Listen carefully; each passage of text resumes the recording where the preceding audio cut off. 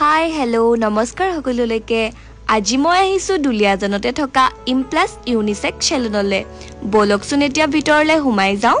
আজি মই ইয়াত আহিছিলোঁ এটা হেয়াৰ ট্ৰিটমেণ্ট লওঁ বুলি কাৰণ ফটোশ্বুটবোৰ কৰি থকাৰ কাৰণে মোৰ চুলিখিনি একেবাৰে ডেমেজ হৈ গৈছিল সেইবাবে মই ভাবিলোঁ যে চুলিখিনিত এটা ট্ৰিটমেণ্ট লৈ লওঁ তেওঁলোকে মোৰ চুলিখিনি চাই পিনে ক'লে যে তুমি প্ৰথমতে স্মুথিং কৰি লোৱা সেইকাৰণে এতিয়া প্ৰথমতে চুলিখিনি ৱাছ কৰি লৈছে তাৰপিছত কি কৰে আপোনালোকে ভিডিঅ'টো চাই থাকিলে সকলোখিনি গম পাব কাৰণ মোৰ চুলিখিনি এইখিনি চব একেবাৰে ডেমেজ হৈ গ'ল তেওঁলোকৰ ইয়াত নাক ফুটোৱাৰ পৰা কাণ ফুটোৱালৈকে বিভিন্ন ধৰণৰ ছাৰ্ভিচ আছে স্মুথিং চুলি ষ্ট্ৰেইট কেৰাটিন বটক্স আপোনালোকে যিকোনো ইয়াত ছাৰ্ভিচ ল'ব পাৰে তেওঁলোকৰ